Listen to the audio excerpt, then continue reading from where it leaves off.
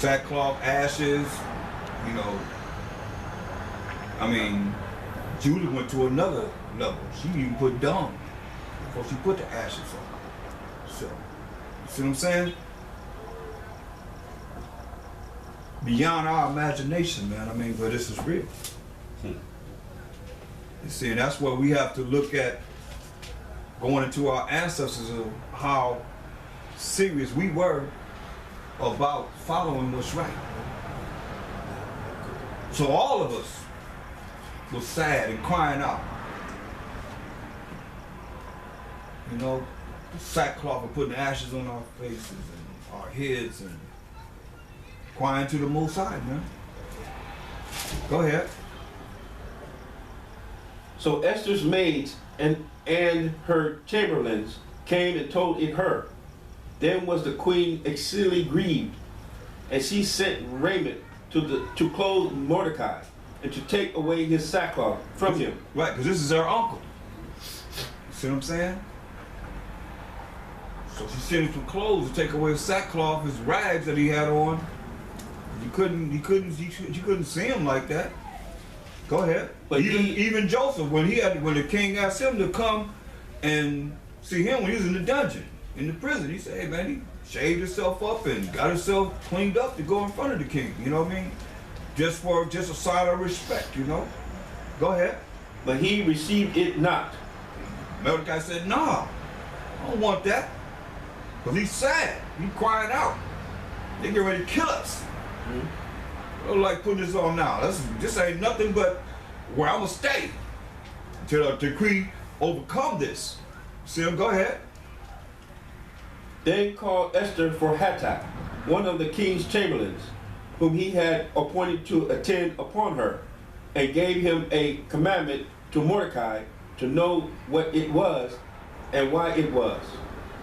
So Hattak went forth to Mordecai unto the street of the city, which was before the king's gate. And Mordecai told him of all that had happened unto him, and of the sum of the money that Haman had promised to pay to the king's treasuries for the Jews to destroy them. Woo. So he gonna even pay to have it destroyed. Yeah, go ahead. Also he gave him the copy of the writing of the decree that was given at Shushan to destroy them, to show it unto Esther, and to declare it unto her, and to charge her that she should go in unto the king to make a supplication unto him, and to make requests before him for her people. Right. So this is where Esther comes in, asking her to go before the king and change this decree for the Israelites, her people. She was Israelites. Go ahead. And Hattak came and told Esther the words of Mordecai. Again, Esther spake unto Hattak and gave him commandment unto Mordecai.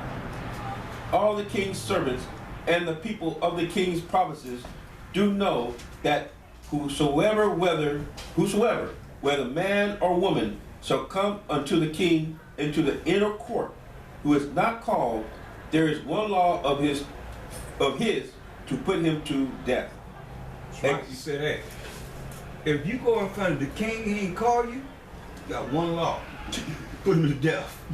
Straight up. He gonna tell you about that subject too, read. Except such to whom the king shall hold out the golden scepter, that he may live. But I have not been called to come in unto the king these 30 days. 30 days. She ain't been called in to come to the king. If the king hold us golden scepter, you accept it. If not, they ready to put you to death. Go ahead. And they told to Mordecai Esther's words.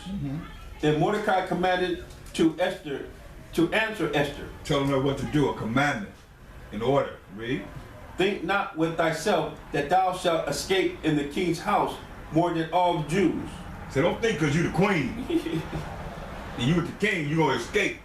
Then all the Jews, all of us out here, that they plan on killing. Read.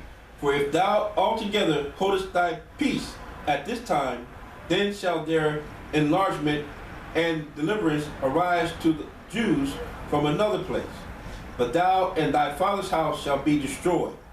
And who knoweth whether thou art come to the king for such a time as this? Did he say? What he said? This could be why you were there. Why he chose you for this time. Just like you look at Joseph. Wicked brothers sold him to the Arabs. He sold him to the Egyptians. And when the famine came, food shortage, he was able to be there. He was able to be there. To help save us as a nation. You see? Time of need, you don't know. That's what he's telling them. You could be right there for this particular, okay, because that's all this is all about. Right. When it all goes down to it, by the time we finish the end of Esther, that's what it is. Esther is, exalted for. What we're reading about here, that's it. Go ahead. Then Esther bade them return Mordecai this answer. Go gather together all the Jews that are present in Shushan, and fast ye for me, and neither eat nor drink 3 days, night or day. I also and my maidens will fast likewise, and so will I go in unto the king, which is not according to the law. See what you said? Fast. 3 days.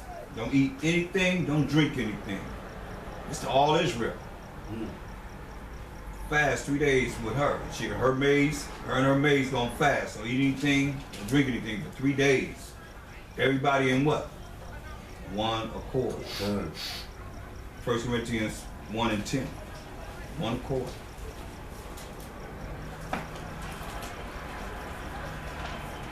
Just the power. She could have said, she could have told Mordecai, me and my maid's gonna fast, and then I'll go into the king. No, she had everybody fast together. That's why I said read that. 1 Corinthians chapter 1 verse 10. Now I beseech you, brethren, by Hashem HaMashiach Yahushai, that ye all speak the same thing, and that there be no divisions among you, but that ye be perfectly joined together in the same mind and in the same judgment. There it is. So that's what she was saying to all of us, so we wouldn't be destroyed. I mean, the Most High can have pity on us. We already crying. You see Mordecai, he already crying. The people you already crying to the Most High. So you crying as you fasting to the Most High. That's why I say, beseech you, that we all speak the same thing. There be no divisions among us. And that we be perfectly joined together in the same mind and the same judgment. We have the same mind and we want the same judgment. And that's not to be put to death. You see? Go ahead. And that's where we at now. Whether y'all can see it or not, that's where we at now, for real. They would have killed, 500 million people? Big. Verse 16. Go gather together all the Jews that are present in Shushan, and fast ye for me, and neither eat nor drink 3 days, night or day. I also and my maidens will fast likewise, and so will I go in unto the king, which is not according to the law. And if I perish, I perish. Look at that. You tell me that ain't bold. What did she say her last words? If I perish, I perish. If he said, kill me, then I'll die. Remember what Mordecai told her? Don't think because you the queen, you gonna get away with anything because you a Jew too, right? But what she say? He came back and said, hey, look, if I die, I perish. I die. That's bold. Go ahead. So Mordecai went his way and did according to all that Esther had commanded him. Right, so they fasted and praying for Esther. That when she go in there, that he'll show her favor.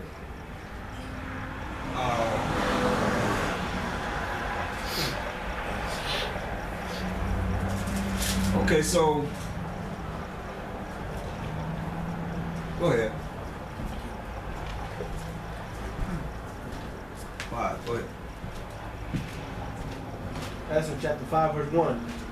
Now it came to pass on the third day that Esther put on her royal apparel and stood in the inner court of the king's house, over against the king's house. And the king sat upon his royal throne in the royal house, over against the gate of the house. So you know Esther got shocked.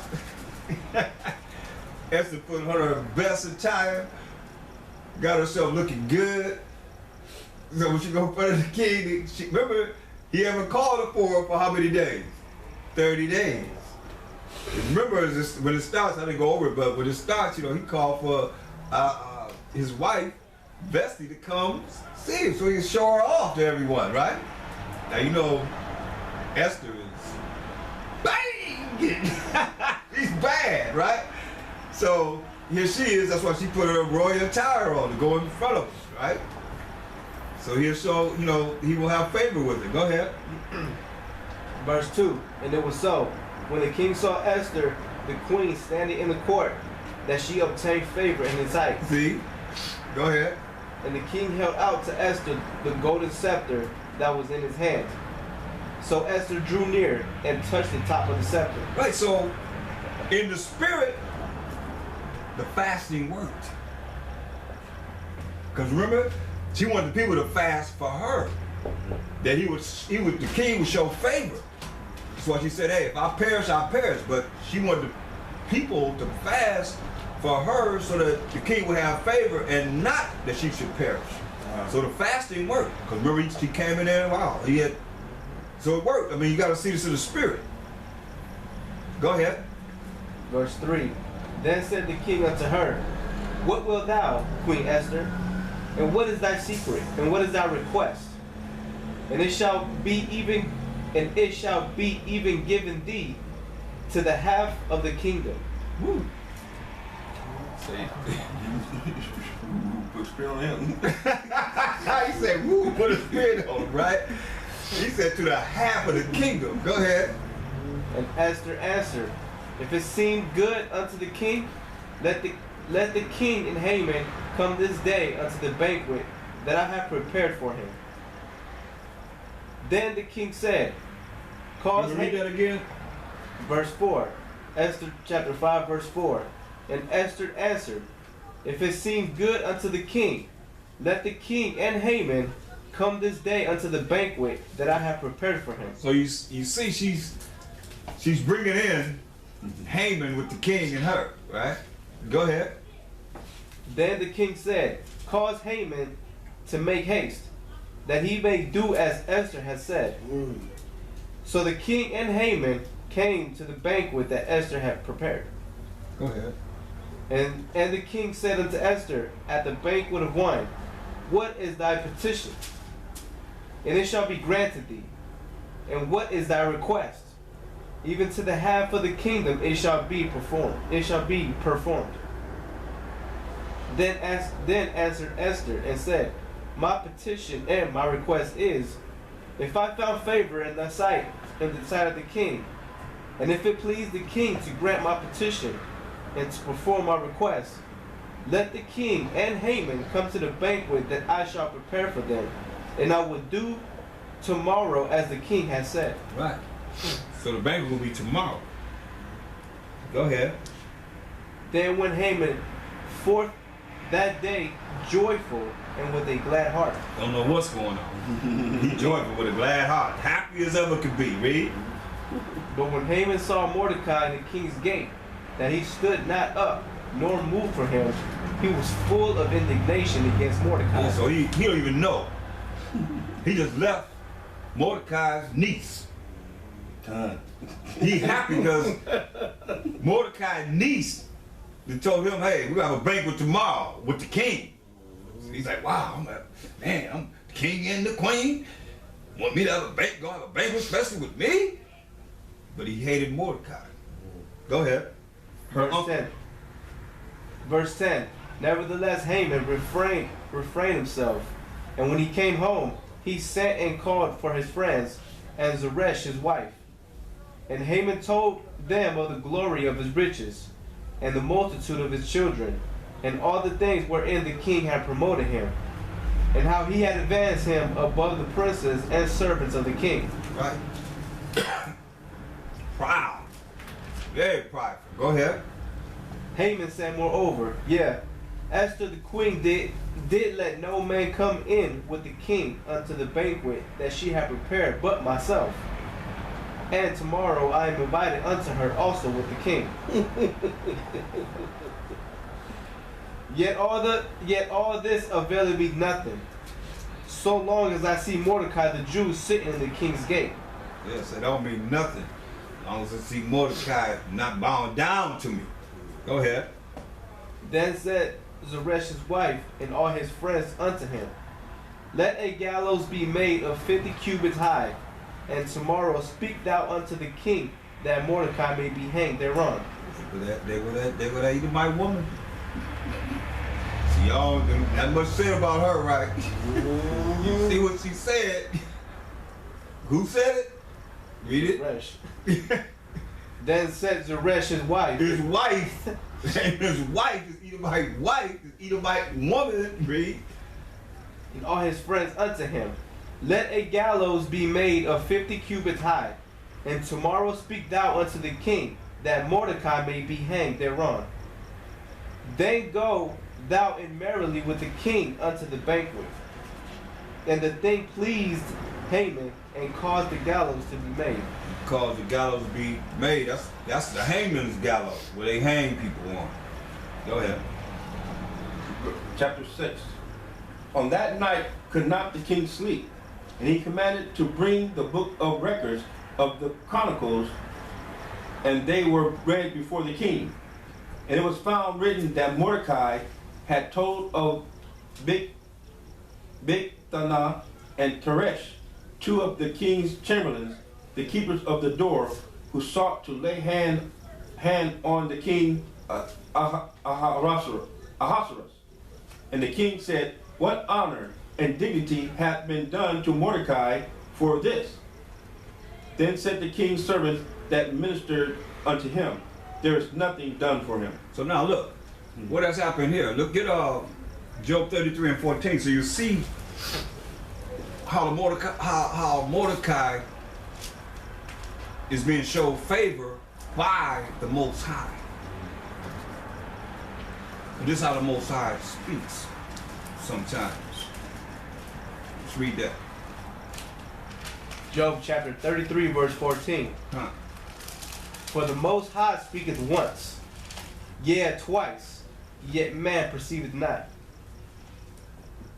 In a dream, in a vision of the night, when deep sleep falleth upon men, and slumber rings upon the bed.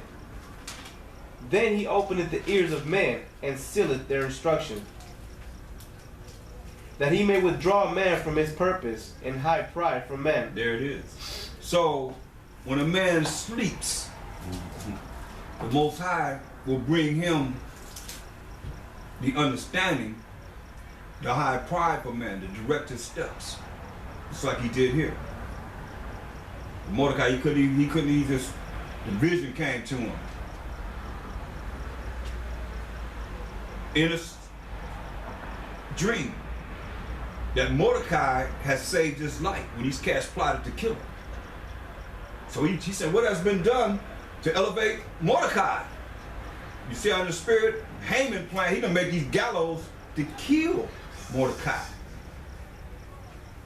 But that night, after he made the gallows to kill Mordecai the next day, the king had this dream. The Most High can open up his mind to do what? Honor Mordecai. When Haman planned to do what? Kill him. You see? Him and his wicked wife and his friends. Con? Okay, go ahead.